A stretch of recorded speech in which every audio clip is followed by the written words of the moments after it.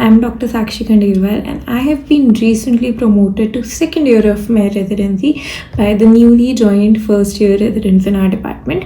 So if you are also a first year resident doctor or if you're planning to join residency pretty soon, then this video is for you because here I'll be telling you a few tips which will help you navigate through the first year of your residency in a much easier way.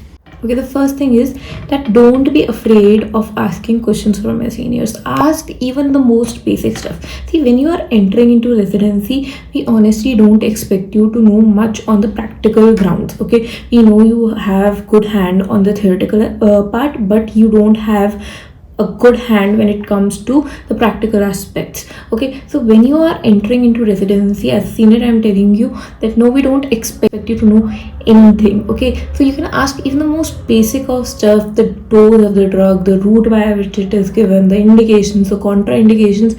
You can ask your senior to teach even the most basic procedures to you and we'll be happy to comply. Okay, but the real blunder would be if 2 months or 3 months down the lane you would still not be clear with the basic stuff. Okay, so the next thing is that you should always document everything. So if you didn't document it, it didn't happen. So even the smallest of the procedures, you should be documenting it. Like I am in derma and we often prescribe drugs which are teratogenic, right? So I always write on the prescription that we have counseled the patient against the teratogenic side effects. Okay, so that we have a proof that yes, we ask the patient not to conceive while having this medication. Okay, next is the academic. So obviously the first year is basically the most hectic part of the residency. You will not get a lot of time, especially in branches like medicine or surgery. You won't be able to have enough time to eat or sleep, let alone study. So best way you can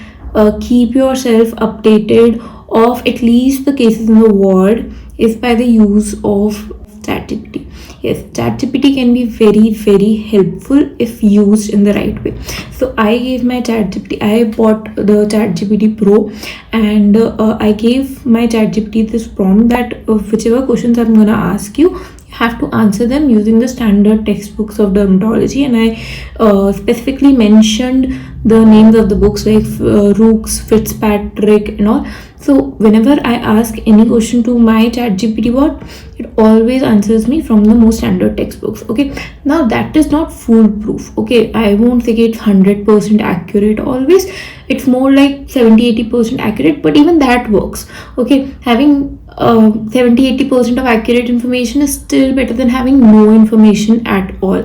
Okay, so I won't say that it would be useful for making notes or something out of it, but yes, during residency, during first year of your residency, it's not really possible to go back to your room and study about the cases you have seen in the ward through the standard textbooks. Okay, so in that case you can just give the prompt to your ChatGPT. Okay, the next thing is about the thesis. Obviously you will be asked to make your thesis plan. At least you have to decide the topic on which you have to do your thesis during the first year of your residency. So there could be two scenarios. If first is you are someone like me and you have not done any research project in your undergraduate days.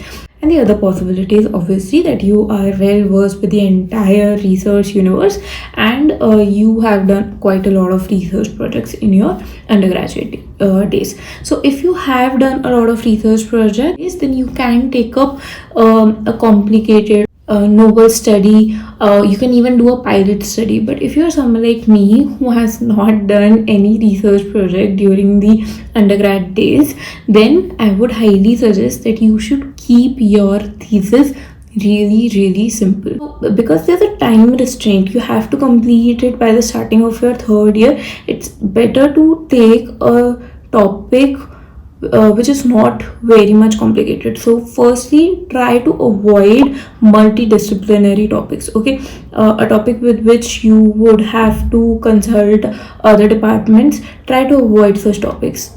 There can be two types of research projects. One could be based on investigations, the other could be based on interventions, procedures, medicines or something like that.